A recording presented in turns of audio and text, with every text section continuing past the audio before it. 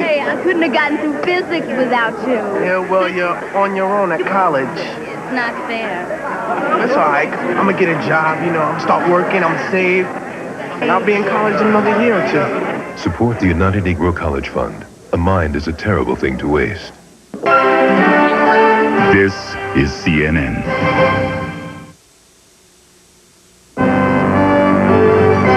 This is CNN Breaking News. I'm Bernard Shaw in Washington. Welcome to a special edition of Inside Politics 92. On the agenda at this hour, an official announcement that two of the top strategists in American politics have joined Ross Perot's unofficial presidential campaign. About to declare their allegiance in Dallas, Democrat Hamilton Jordan, the architect of Jimmy Carter's winning White House bid in 1976, and Republican Ed Rollins, who headed up Ronald Reagan's successful '84 campaign. Rollins and Jordan together. It's a political odd couple, apparently a dream team for self-styled outsider Ross Perot, possibly the stuff of nightmares for George Herbert Walker Bush and Bill Clinton. Earlier today, undeclared presidential candidate Perot spoke with CNN about the role of professional strategists in his independent campaign. What we're trying to do is get the talent in here to make sure we can deliver on my commitment to run a world-class campaign. They will not be my handlers. They will not get me up in the morning, dress me, give me words to say, tell me what to do and where to go. That's not their role. Their role is to bring the experience of what's involved in the massive campaign in terms of getting it organized, making it work. And we will show you a picture of what's happening in Dallas, where the news conference we are awaiting will begin very, very shortly. Reporters were summoned there. A lot has been going on behind the scenes. If you were watching CNN yesterday on Crossfire at 7:30, Ed Rollins did everything but address the question of whether he was joining Ross Perot. As a matter of fact, I recall him saying, quote, "That's a question still in doubt." Well, there's no doubt any longer. He and his new colleague, Ham Jordan, and possibly Ross Perot will appear at that podium momentarily. Our man covering the Perot campaign is Tony Clark. He has this report on things to date. The role of Jordan and Rollins is expected to be one of building on the already growing support for Perot, turning out that support on Election Day, and handling the mechanics of a campaign. This will not be a conventional campaign, but we have a relatively small amount of time between now and November. We do not have time to climb up the learning curve on all the blocking and tackling that has to take place, all the rules, the regulations, and what have you. Up to now, Perot has depended on the work of volunteers and a number of television appearances to spread his campaign. And exit polls taken during Tuesday's final primaries showed him with strong support among Democrats and Republicans. The impact on me, number one, it's a long time from now till November. Number two, I don't pay much attention to polls. Number three, when I'm involved in a competition, whether it's business or what have you, I understand very clearly it's never over till it's over. At Perot's campaign headquarters in Dallas, the phones have been ringing nonstop, with supporters reacting to the strong showing in the exit polls and the hiring of Jordan and Rollins. We started answering the phones here at 9 o'clock as we do every morning, and as quickly as you'd put down one call, there'd be 2 or 3 waiting, and it's just been exploding. And that explosion is being felt not only here in Dallas, but across the country, and especially at the White House. Tony Clark, CNN, Dallas. Well, we're going to take you live to Dallas now, where Tony Clark just was. Ask Doug Fox why he wasn't here when I ran for governor, Doug. I just don't understand this. I don't understand why I didn't attract the same attention. I just don't understand it. In a more serious vein, it's my pleasure today as chairman of the, what I call the Perot phenomena, the Perot movement, to announce today with a great deal of pleasure that we are naming today Ed Rollins and Hamilton Jordan as co-chairman of this endeavor. We are very pleased and excited to add these two people to the team.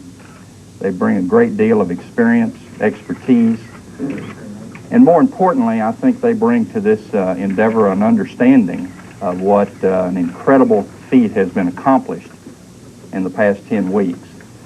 I remember very distinctly when Hamilton Jordan first contacted me, which was about 10 days after the Larry King show on February the 20th, Hamilton was saying how much impact he thought Ross could have on the agenda this year in the country, but I could tell he also wondered how in the world we thought we could get on the ballot in all 50 states.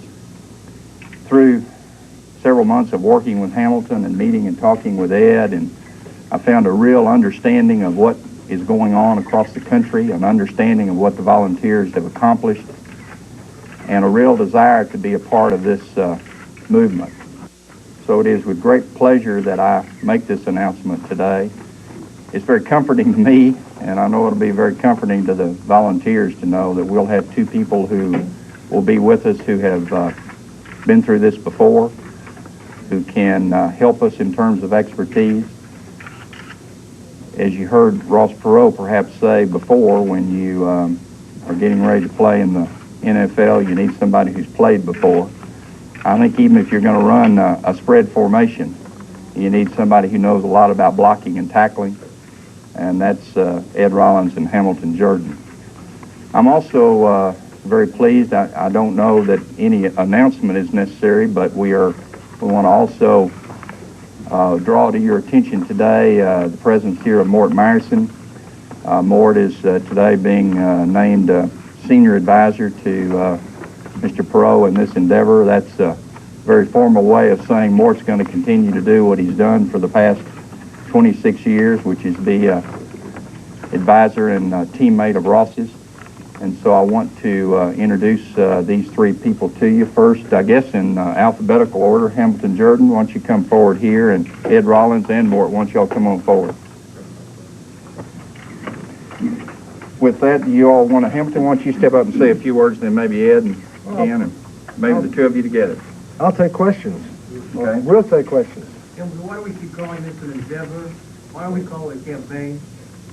Well, it's a campaign, but it's more than a campaign. It's a movement.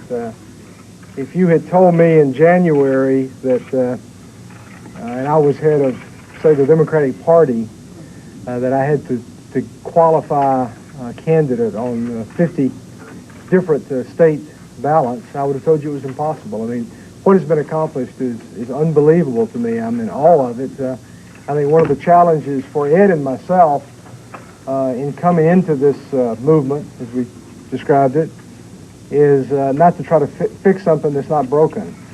My role is to come in and try to understand the Perot phenomena, hopefully make a contribution to that phenomena, and hopefully have Ross Perot in the White House in January. You've talked about so much about not wanting Washington insiders. Do you consider yourself an insider? I've been called a lot of bad things in my life, but never a Washington insider.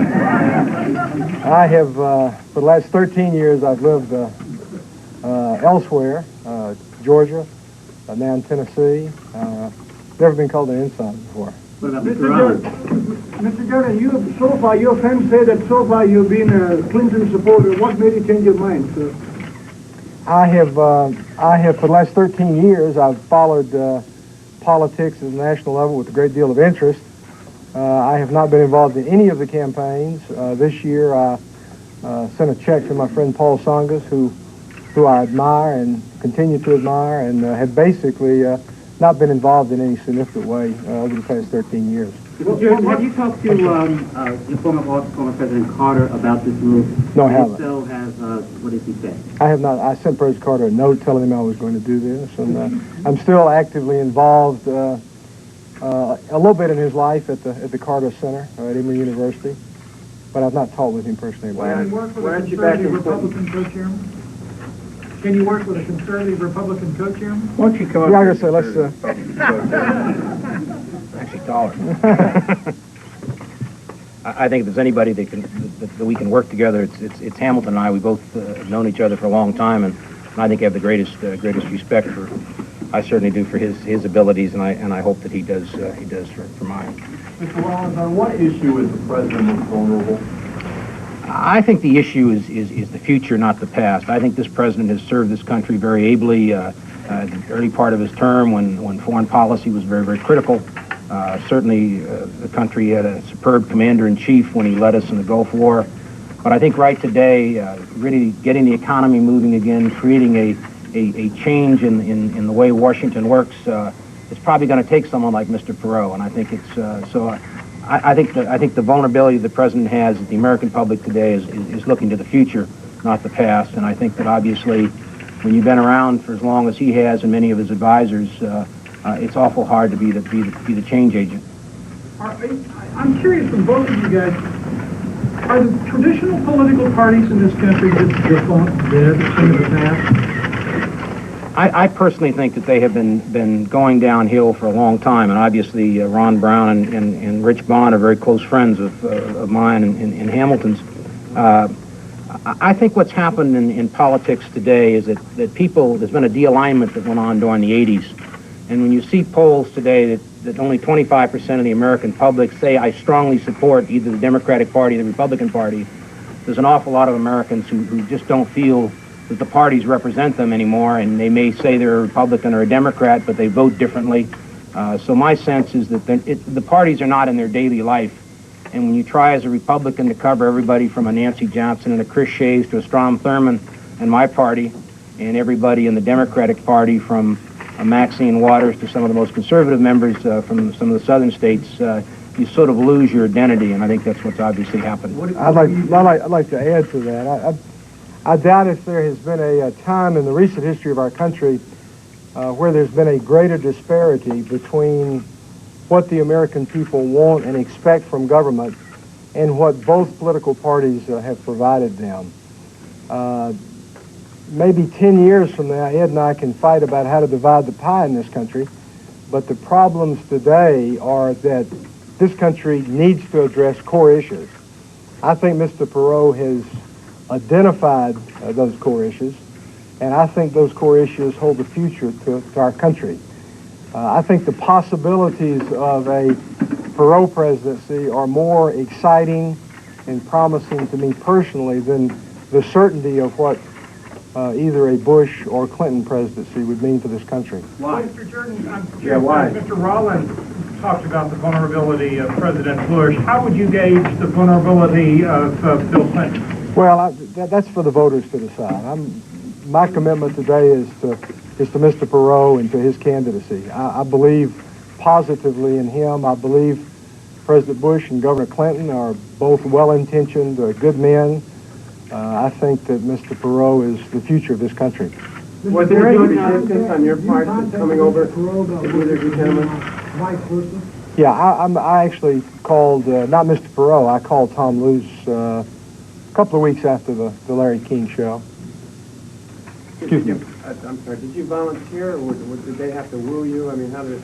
No, I volunteered, and I would have been happy and content to have been a volunteer throughout, but after a few meetings and conversations, Tom and Mort came back and said that they'd like to consider a full-time relationship, and at that point, Ed and I began to talk. Ed and I are friends, and I have the utmost respect for him as a person and as a professional, and I had not met Mr. Perot, and so and Mr. Perot had not met either of us. So that all took place in the last, 4 or 5 days now, Ed? Is that right? Are you going to urge Mr. Perot very rapidly Ed Rollins, start explaining where he stands on a lot of the issues? Are you going to urge him to come forward very quickly with some issues? No. Detailed explanation? No. Why not? Well, I'll repeat to you what I've heard Mr. Perot say several times recently. You can't expect of him more than you would expect of the major party candidates who've been working at this for years. He's been on the racetrack now for 60 days. In a timely way and in a thoughtful way, the American people will come to know what Mr. Perot stands for and what he believes. I would suggest to you that the reason for this prairie fire that's taken hold all over this country is that the American people have a strong belief in Mr. Perot and in his values and in what they perceive to be his approach to the country's problems. So I think during the course of the campaign, the American people will certainly understand how Mr. Perot will address the major issues facing the American people. Given your divergent political backgrounds, if each of you had particular issues that you wanted to discuss with Mr. Perot to assure yourselves that you could comfortably work for them, and if you could both answer that question. The critical thing that I asked him was the governance process. Having served in a number of administrations, I think it's very important that this campaign be not only just about change, but when you get there, being able to make the system work more effectively. And he absolutely is committed to that. I think in the course of this campaign, we will talk about the agenda for the 90s, and I think that's the critical thing from my perspective. It's not a question of whether there's a litmus test on various issues. I think people that have worked with Mr. Perot over the years realize that he brings some of the very best people to the table. You have dialogue, and he makes up his own mind about the decisions. Obviously, Hamilton and I may have some difference of opinions on some things, but I think the most critical thing that we all feel is that we need leadership. We need to break this impasse that's going on in Washington today, and we need someone to get this economy moving, not just for short term, but for a long term future of this country. I'd like to expand on that briefly. I have, as I said, I have not been in that many campaigns or worked for that many candidates. As most of you identify me with former President Carter. I have never been in a situation with any candidate where I expected that candidate to reflect my views 100%. I basically have done what the American people have done all over this country. I believe in this man. I've read everything I could about him. I've studied him. I spent a lot of time with Tom Luce and Mort Meyerson, which to me was very revealing of Mr. Perot, and I spent 4 or 5 hours with Mr. Perot Sunday. Do he and I agree on everything? Probably not. He and I agree on the core issues facing this country, and quite frankly, until our country addresses those core issues, the Republican-Democratic differences between Ed Rollins and myself are moot until our country does things like address the budget deficit, which represents both in real and symbolic terms the lack of discipline of our political system and of the American people. We're not going to have the resources to do a lot of things. On the core issues that face the American people, I believe that Mr. Perot will address them and will be successful as president. Mr. Rollins, can you describe a little bit how you got involved? Mr. Jordan talked about calling right after Larry King. What did you do? Tom Luce contacted me probably a month ago and asked if I would sit down and have dialogue, and obviously that was sort of the beginning of the process. I certainly, as someone that watches American politics very carefully, had begun to see the phenomenon coming across the country. Up until several months ago, I guess I would be viewed as a supporter of the president. I see a new movement that's coming, and I see people that I've known in many of the campaigns that I've been in that have been Reagan Democrats, Reagan Republicans, certainly partisan Democrats, who are all of a sudden starting to talk about change, and they see in Mr. Perot a significant leader. So we began some dialogue. I certainly was not looking for a position in this campaign, but I think it kind of came down after several weeks of struggle in my own mind. Can I help make a difference in something that's very, very important? And obviously that's why I'm here today. Mr. Jordan, recent polls have shown that Mr. Perot has significant strength in California, Texas, Florida, and a number of other states. As a strategist, do you see at this point any other states where you can have a major influence candidacy? It's premature to make those judgments. I'm sure Ed would agree and maybe comment on this. 5 months in a presidential campaign is like 100 years. This thing will change a dozen times before the outcome. The one thing that I am convinced of is that Mr. Perot has a good chance to win this election. Did the Perot campaign investigate y'all's backgrounds and personal habits? Well, I think both of us have been through a number of FBI checks. Obviously, having been in the White House, as both Hamilton and I have, there's nothing out there. You can go look. Don't say that. Put him down for that. Don't put me down for that. I certainly have no knowledge. I apologize for asking, was the EDS marital fidelity standard apply to these two fellows? Can Mr. Myerson and Mr. Luke answer that? Well, I can certainly attest to the fact that I would pass any EDS standard. I've been very happily married for 5 years up till the last week, and as most of you know, my wife was an assistant to President Bush, and we've had some very interesting dialogue, and I have the greatest respect in the world for her to be willing to allow me to do this, and obviously it shows what a marvelous woman she is, and I just I couldn't be more grateful for that. If you ask my family, my immediate family, four of the five of them would tell you that have a very good marriage and a very happy home life. What about as we get into the summer months and you get to the specifics and they formally announce? Do you think we'll have problems or something?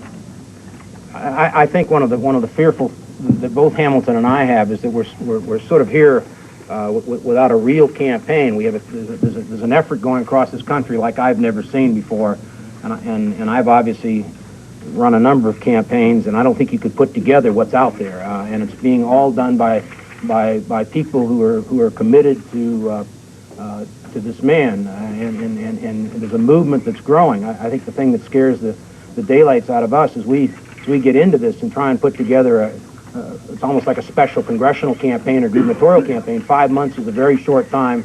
You get a full-fledged effort up, but at the same time, you don't want to do anything to discourage these tremendous people from one end of this country to the other that are out, signing petitions, talking to their neighbors, doing all the things that they're doing. So I think our great fear is now that the professionals are on, Mr. Perot starts to drop on the polls, they're going to throw us the hell out of here and get some more volunteers back. I think, let me add to that. I'd put this into some perspective, too. Ed and I are the junior members of this team. Tom is the chairman of the campaign. Ed's going to be running the campaign on a day-to-day basis, and I'm going to be focusing on strategy. I think the greatest concern I have is that in trying to contribute to the campaign, not to bother with those things about it that are so special and unique. And I think Ed and I both have that concern. I mean, there's something going on out there in the country. I think it's directly related to the degree of frustration people feel with government, concern about the problems facing our country and its future. And our job is to come in and hopefully contribute. Mr. Both Mr. Tom Lewis and Mr. Rollins are Republicans. You're the only Democrats coming here. Are we going to have more Democrats to balance out this team, or are you the only one going to be the Democrat here? And will you have a problem working with these two people, sir? Lewis is a Republican? Oh, my God. We haven't had any trouble whatsoever agreeing on what's going on in the country, nor have we had any trouble whatsoever in agreeing about Ross Perot. And I think what is remarkable in this entire movement is the attraction it holds to people all across the spectrum. That's right. The commonality involved is that this country faces major problems. The system is in gridlock, and here is a leader that can break the gridlock. There's commonality on those issues across the board with all three of us, all four of us. Tom, there have been stories that you and Mr. Rollins, in fact others, supposedly who have been approached about the idea of running a campaign, have been offered upwards of $5 million. Right. Let me answer. Let me answer that. I would have accepted that offer. I was terribly. He probably never would have volunteered. I was terribly disappointed to read all those figures because I know the IRS is going to come looking for that money. The bottom line is I don't think either Hamilton or I have ever done politics for money. It's a gross exaggeration. We actually both took less money than we were making. One of the requirements that Mr. Perot had is we did not have any outside clients. We had to drop everything else, speaking and any corporate clients. There would not be any conflicts. I have to say we're being well paid, but nowhere near the astronomical figures. I assure you that my IRS form at the end of this year will be less than it was last year. What are the correct figures? You'll be able to see them in FEC reports, and you can look at them. It's all public documents. It's not; those aren't final. I don't have final figures. We've talked about it. There's some details. You'll read about it in the FEC report. My own situation is I'm vice president of a communications company, Whittle Communications. I'm taking a leave of absence. I'm going back in November. regardless of what happens. I'm making less money than I've here than I was making with Little Communications, and I'm glad to be here on any basis. What is it about Ross Perot that makes you think he can break the gridlock? I mean, he's never held public office. But aside from the ability to finance his own campaign, what is it about him? Well, Ed, you want to? Well, first of all, one of the fascinations that nobody has bothered to write about, and I hope that you will coming out of here today, is that Ross Perot has spent very little money to date, and is dead even in leading in many polls to both Clinton and the president, who has spent an astronomical amount of money. So I don't think anybody should assume that what's going on right today is because of Ross Perot's money. And equally as important, if Ross Perot chose to raise money, the millions of people out there that are supporting him, buying their own bumper strips, buying their own T-shirts, would be more than happy to do so. Why should someone believe that someone who's never been involved directly in the political process can break up what y'all call gridlock? Well, you have to, it's, to me, our options are between two parties who represent incremental change at a time in our country when we need significant change. I've heard all the questions raised about Mr. Perot. How can he govern? How can he deal with the Congress? I think there's much in his life experience that suggests that he'll be a very effective leader, that he can build consensus, and that he can make and implement tough decisions. As I said to you earlier, I'm much more willing to bet on the possibilities of a Perot presidency than I am the certainties of a second term for President Bush or a first term for Governor Clinton. Mr. Jordan, would you compare this candidacy to Jimmy Carter's in 76? Because people said 75 and all that, but Jimmy Carter has just done so much promise in Georgia he can never be president, and then he was elected. Well, if I could compare it, but these guys would probably throw me out of the campaign if I did. Some similarities, a lot of differences. We were outside the party establishment. We won the nomination, and then were the party nominee in the general election. We did that over a period of 4 years. This has happened over a period of what more, Tom? 10 weeks, 60 days. So some differences, but some similarities as well. So Mr. Rollins, if you had been offered a key job in the Bush campaign this time, would you have taken it? I was offered a key position and could have had a key position up until a few days ago. This is not what this is all about. I've run a presidential campaign. I won 49 states with President Reagan.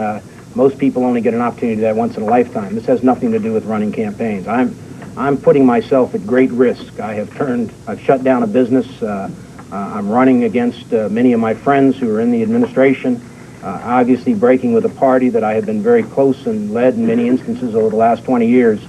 So if I didn't really believe in this, there's not enough money in the world or enough of anything to make me do this if I didn't really believe that, A, the movement is very significant, the leader of the movement is even more significant, and we've got to have change, and we've got to address some of these problems. Mr. Rollins, you don't consider yourself just a hired gunslinger in this? I've never been a hired gun. I mean, if you go back through my history, I have never made money running campaigns.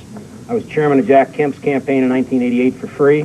I ran Ronald Reagan's campaign for $5,000 a month in 1984. I've never done my politics. I'm doing 2 campaigns today for free that I'll have to drop because of this. I don't do my politics for money. I do it because I believe in the causes of the individuals. Mr. Rollins, you said that you... Some local cable operators will be cutting away for a commercial message at this time.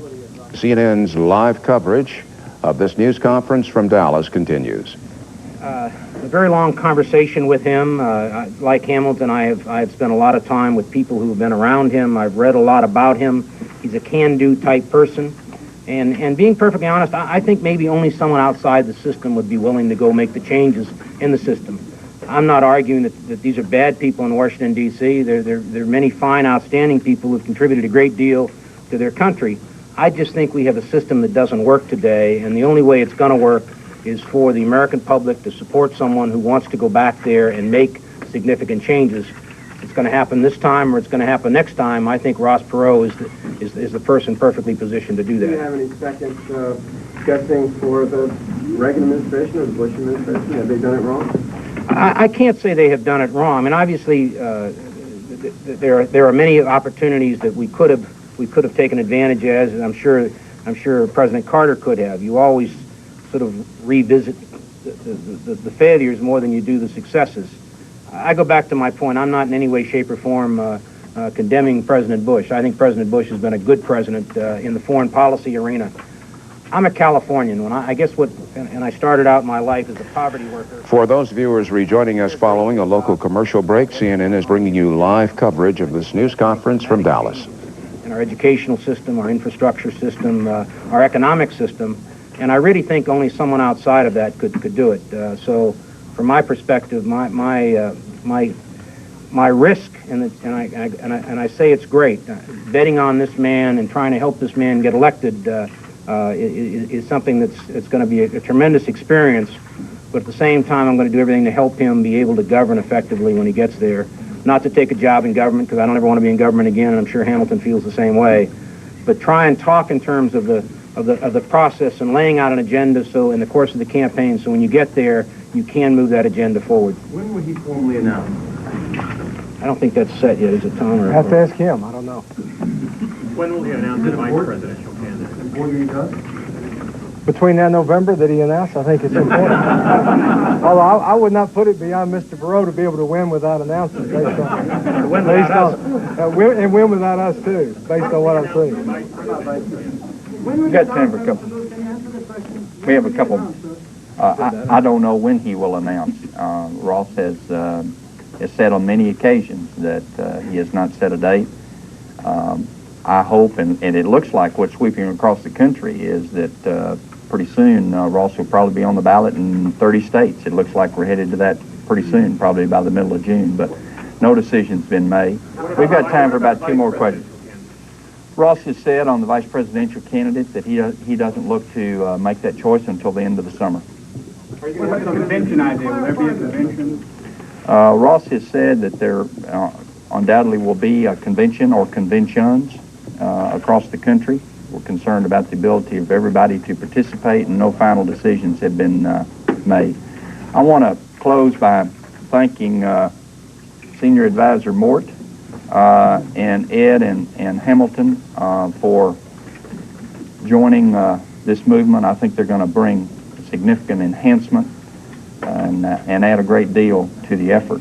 As we said, they will be co-chairman of this endeavor. Ed will be responsible for running the campaign on a day-to-day basis. Hamilton will be in charge of strategic planning, and Mort will be Mort and continue doing what he's been doing over the years and bringing a lot of wise counsel to everything that has taken place. So we thank you all very much for coming. Thank you very much. Can we get all together real quick? Hamilton Jordan saying at this news conference that we've been bringing to you live, I think that Mr. Perot is the future of this country. And Ed Rollins, in what has to be a political stake through George Bush's heart, at one point in this news conference, Ed Rollins saying, when you've been around as long as he's been, meaning Mr. Bush, it's hard to be the change agent. Eleanor Clift of Newsweek and our Ken Bode of CNN Special Assignment are here. Eleanor, your first blush reaction to this? Well, these are two canny professionals, and they vault Mr. Perot over the threshold of being seen now as a potential winner in November. They also belie his promise that he would not be surrounded by Washington handlers. And in fairness, these are two insiders from the outer ring of insiders. Hamilton Jordan hasn't been in Washington or in politics for the last dozen years, and Ed Rollins has never minded thumbing his nose at his party's establishment. And I have to remember the two campaigns they ran. Hamilton Jordan brought an outsider to Washington, and Jimmy Carter was fuzzy on the issues. And Ed Rollins masterminded Ronald Reagan's re-election. Morning in America, he never said anything about where he stood. So I think we're probably in for more of the same. Ken Bode, you're smiling. Well, it's very interesting. A lot of people thought that these, and I think maybe Eleanor too, thinks that these two fellows may not be a terrific advantage because they tarnish Perot's outsider image. I think that's a pretty artificial idea. I think both of these guys make it clear that this is serious. These fellows would not have parted ways with their own parties had they not been absolutely sure that Perot was serious and that they believe that he can win this thing. I don't think that Ed Rollins and Hamilton Jordan are necessarily going to be at ease and harness with each other exactly right away, however.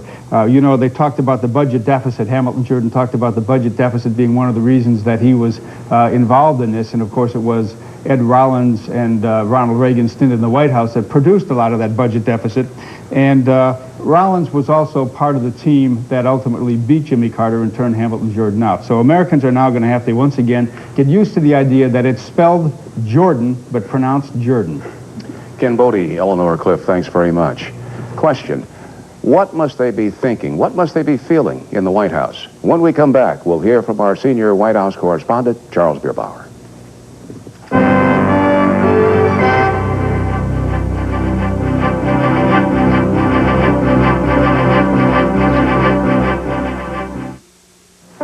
I just picked up the mail and I noticed my tax refund.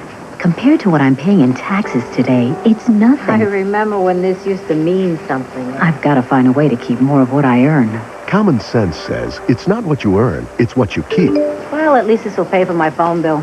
And you can earn income that's tax-free with Fidelity Investments, America's largest mutual fund company. I was on my way to my new accountant. These are all taxable investments. Yeah, and his tax bracket. I knew I'd pay taxes on my salary, but my investment income? He's not going to like the news.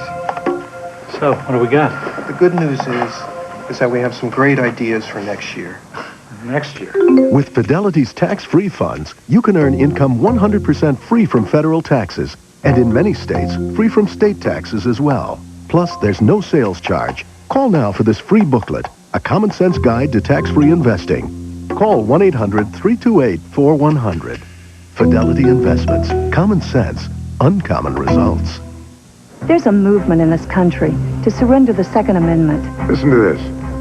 There is no reason for anyone in this country, anyone except a police officer or a military person, to buy, to own, to have, to use a handgun. And, still quoting, the only way to do that is to change the Constitution. That's not some nobody. That's the president of NBC News. You see, they want to repeal your constitutional right to keep and bear arms. Well, you can help stop it by joining the NRA. For just $25, you'll get a year of great magazines and member benefits, and you'll be where all honest gun owners belong, in the NRA. If you want to keep the rights your founding fathers entrusted to you, The rights the Constitution guarantees to you. The rights the NRA protects for you. Oh, now.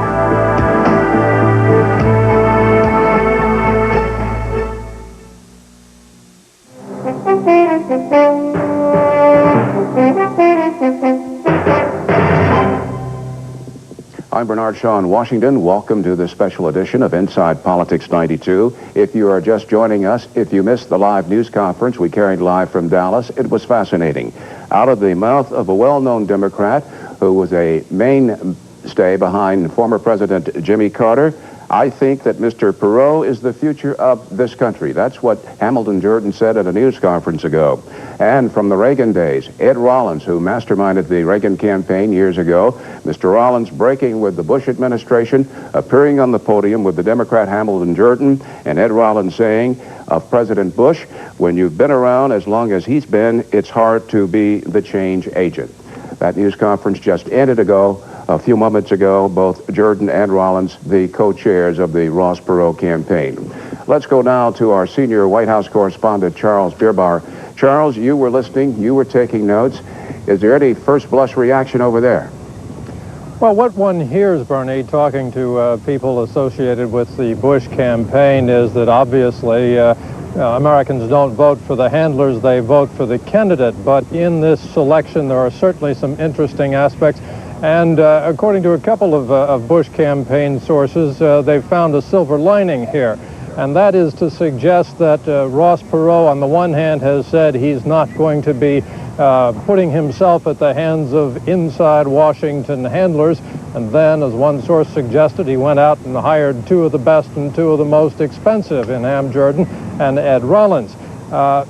I think what this suggests is the kind of campaign we're going to see against Ross Perot as it develops, and that is that the Bush campaign is going to look for inconsistencies. not just on a question of who is running the campaign, but on matters of taxes and all other policies as Mr. Perot starts to enunciate them. They're already piling up inconsistencies. Well, the air obviously is going to be filled with a lot of flack, Charles. I'm mindful of Ross Perot's recent quote reacting to the criticism of Marilyn Quayle, the vice president's wife. Perot said, "I find it fascinating that grown men are hiding behind their women." Mrs. Quayle had said that Mr. Perot stands for nothing. Charles, 48 hours ago, Ed Rollins' wife was an assistant to President Bush. Well, as late as this morning, I guess, the resignation was handed out here at the White House today. You're right. Sherry Rollins has been an assistant to the president, one of the high-level people in the White House. In the letter of resignation to the president, she pointed out how crucial she felt Mr. Bush's re-election would be. So certainly the breakfast conversations the past week at the Rollins household have had to have been fascinating. You would have liked to have been, as you often put it, the fly on the wall over those conversations because they have differed. They're backing different candidates now. The other point I thought was interesting in this news conference is that neither Ham Jordan nor Ed Rollins professes any long association or any great knowledge of Ross Perot. They were both recently acquainted with him. It's my understanding that, in fact, when Rollins was first approached by Perot's people, he said no, he really wasn't interested in it. He was then later coaxed into going down to Dallas and spending about 6 hours with Ross Perot, during which time he apparently was convinced that Ross Perot is the vehicle for change that Mr. Rollins does not feel Mr. Bush can be. Indeed, Charles, Ham Jordan saying at one point in this news conference that he contacted Ross Perot in February 20th to be exact. Charles, will George Bush and Dan Quayle try to tag Ross Perot with trying to buy the White House? We heard Jordan and Rollins indicate that this is about a grassroots movement rather than about big money, especially on the sensitive question of their salaries. Well, yeah, there's always that kind of accusation, and we've certainly heard that before. Mr. Rollins was at pains to point out that he's not making the millions that have been reported and that may be making less money than he made as an independent political consultant. He also said that Mr. Perot hasn't spent as much money as people think so far in this game. The strategy is still hard to determine here in what is now clearly a three-way race. The Bush campaign, though, sees themselves in the better position if it remains a three-way race. They say that it's going to hurt Clinton more because he's having trouble getting his message across, though to some degree Bush is too. Witness the attempt to refine that message with a primetime news conference tomorrow night here at the White House. And also the sense in the Bush campaign, finally, is that if it boils down to a two-man race, it's going to be George Bush as the incumbent president and somebody else, either Clinton or Perot. The view at the White House, certainly on the optimistic side, putting the best possible spin on it, is that Bush is in the race, but that Bill Clinton may be just eclipsed. Charles Bierbauer at the White House, thanks very much. Fresh from clinching the Democratic presidential nomination, Bill Clinton is showing a new willingness to take on Perot and his political team. Here's our national political correspondent, Gene Randall.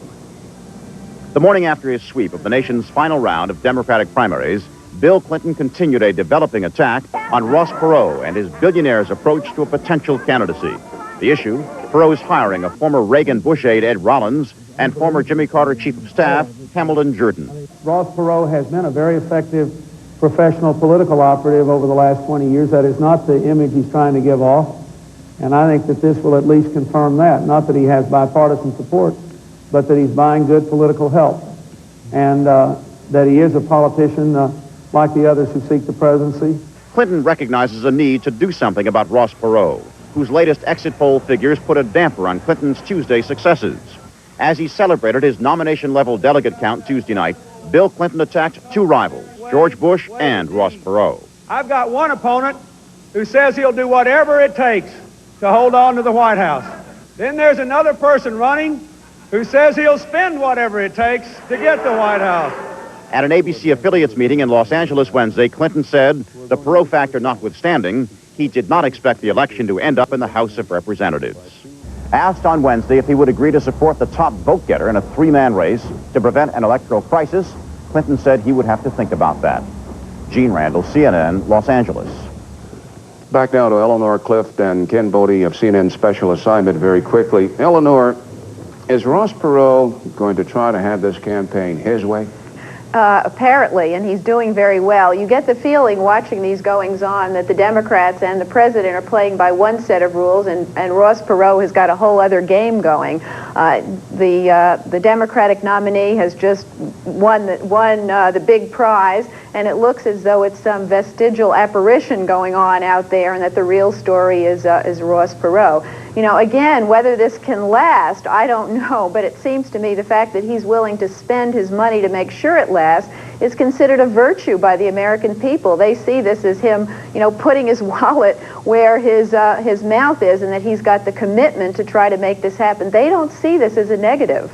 Ken, Perot likes to be seen as a shrewdy, but isn't it a case in this town that Ed Rollins and Ham Jordan are damaged goods? Oh, I don't think so, Bernie. I think, first of all, Hamilton Jordan left the town, had a bout with cancer, left a lot of friends behind here, and he's been out of public life for 14 years. I think that whatever ill feelings he left behind are probably pretty much over with. Ed Rollins is a very smart, very canny political manager. He's been in the White House. He knows government. It was interesting that he said he wouldn't take another job in government, even a Perot government. That was an interesting point that he made. But it's no real surprise that Rollins would do something like this. If you've listened to Rollins over the last couple of years, he has talked about de-alignment and talked about the way the parties have begun to fade as meaningful institutions and so forth. Now, so I think it's not a real surprise that he would do that. I don't think either one of these fellows are damaged goods at all. I think what they do basically is bring a real high-level sort of management to the campaign. I think they're both aware that what's going on beneath the surface in this campaign is what's really important, and that is that it really is a people's movement, and they've got to continue to get on the ballot, and that's the most important thing. When I say damaged goods, I'm referring to his role in the Reagan administration and his role outside the Bush administration.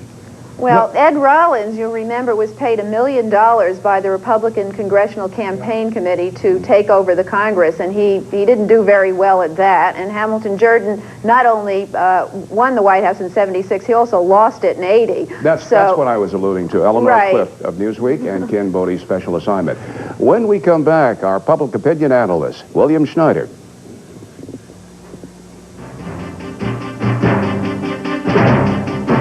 Receiving a better education than they were when Mr. Carter took office. Your young people today.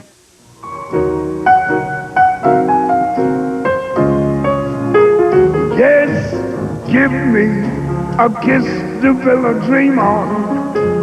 My imagination will try to find a kiss. Sweetheart, I ask no more than this. Kiss the bill, a dreamer. Your ship is in. Crown Cruise Line. I just picked up the mail and I noticed my tax refund. Compared to what I'm paying in taxes today, it's nothing. I remember when this used to mean something. I've got to find a way to keep more of what I earn. Common sense says it's not what you earn, it's what you keep. Well, at least this will pay for my phone bill. And you can earn income that's tax-free with Fidelity Investments, America's largest mutual fund company. I was on my way to my new accountant. These are all taxable investments. Yeah, and his tax bracket. I knew I'd pay taxes on my salary, but my investment income? He's not going to like the news. So, what do we got? The good news is that we have some great ideas for next year. Next year? With Fidelity's tax-free funds, you can earn income 100% free from federal taxes, and in many states, free from state taxes as well. Plus, there's no sales charge. Call now for this free booklet, A Common Sense Guide to Tax-Free Investing. Call 1-800-328-4100. Fidelity Investments. Common sense. Uncommon results. Welcome to Hotel Views, the family getaway, Holiday Inn or Ramada. Bob? Susan, you simple-minded sap. When I go away, I stay at Holiday. I go to the same room, the same restaurant, the same pool with the same wife and kids. Why change? Bob, you hangnail. Ramada has comfortable rooms, nice restaurants and pools, just like Holiday. But at Ramada, kids, including teens, always stay free. See, change is good. Don't you ever change anything, like your socks? There's no argument. Ramada's in, Holiday's out.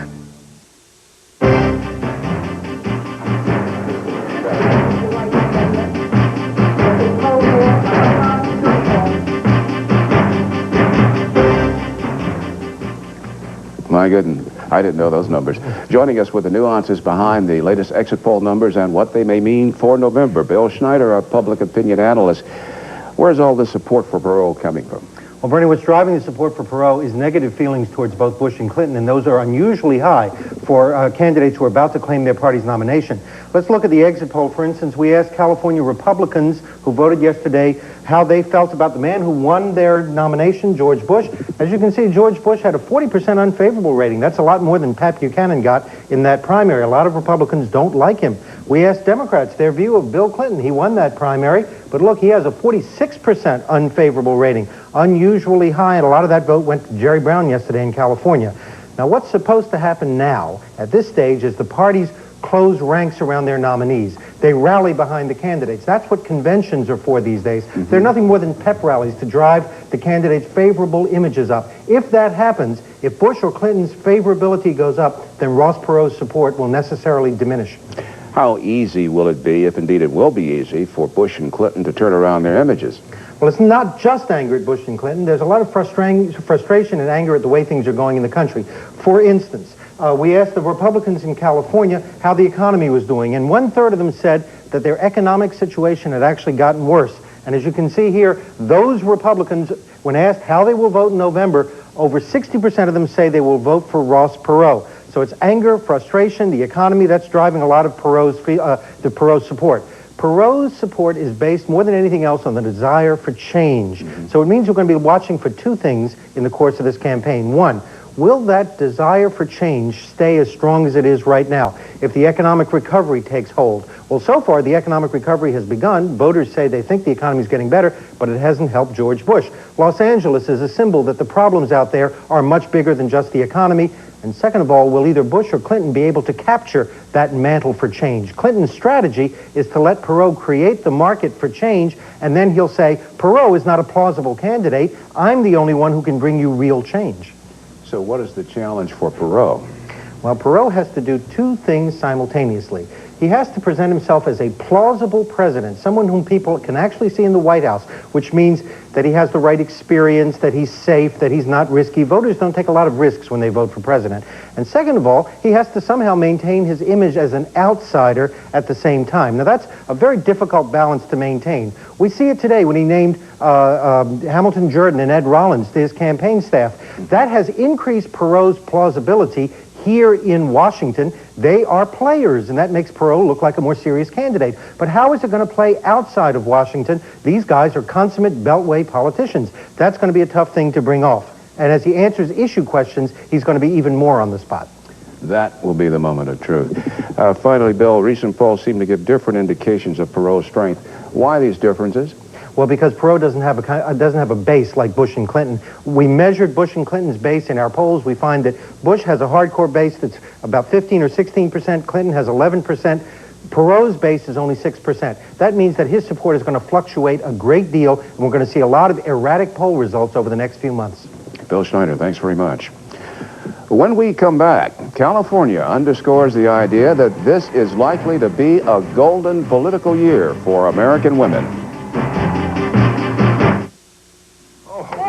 We were having fun until Thomas put in our new money management program. Select your investments. All these investment categories popped up. Stocks, bonds, T-bills. That's easy. We only have one.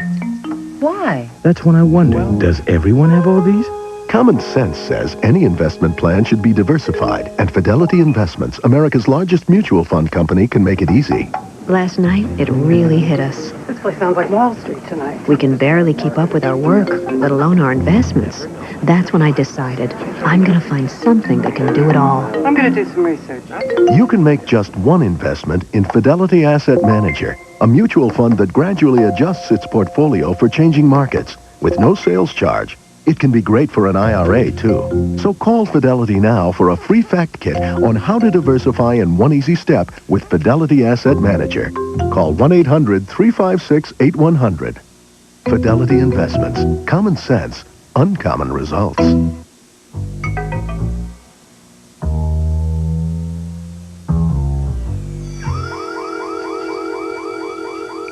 People will risk almost anything for Kellogg's Nut and Honey Crunch. Golden flakes covered in honey for a delicious, irresistibly nutty sweet taste.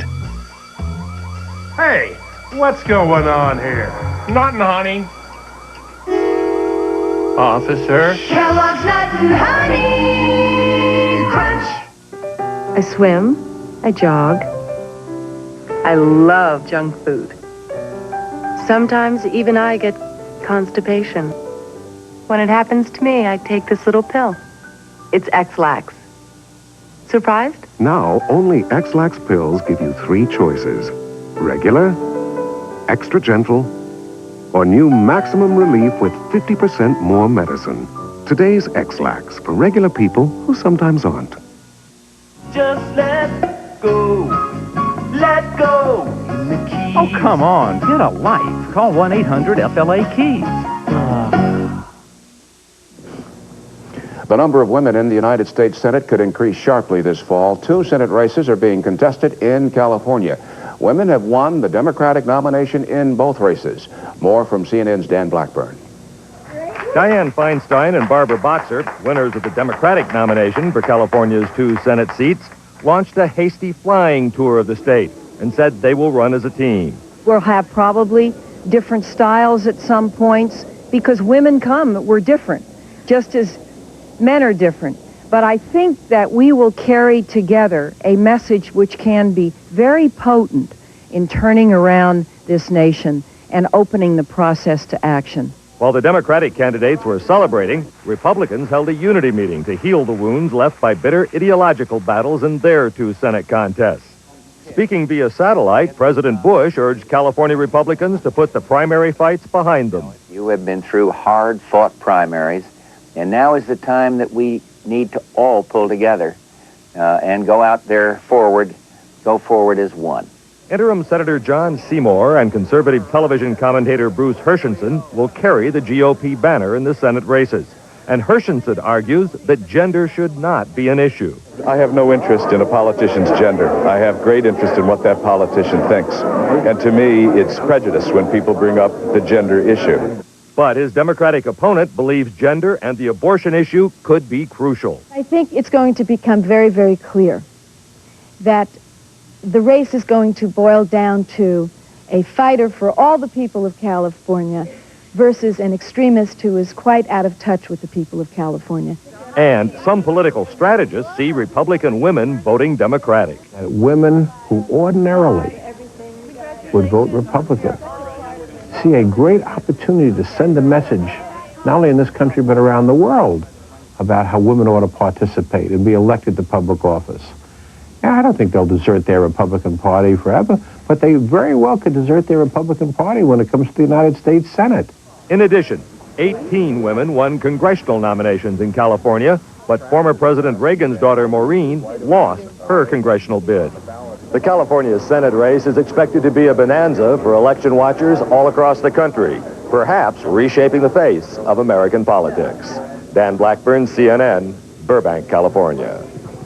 Democrat Hamilton Jordan and Republican Ed Rollins jumping to the Perot ship. How will that play in their respective parties? Find out tomorrow on Inside Politics. That's all for this edition of Inside Politics 92. I'm Bernard Shaw in Washington. Thanks for watching.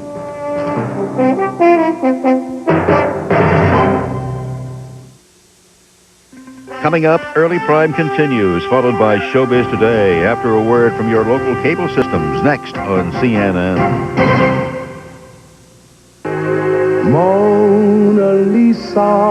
Mona Lisa, men have named you Nat King Cole. You're so like the lady. His rich, warm voice brought a special magic to every song. Smile. Now, in a beautiful 2-record treasury,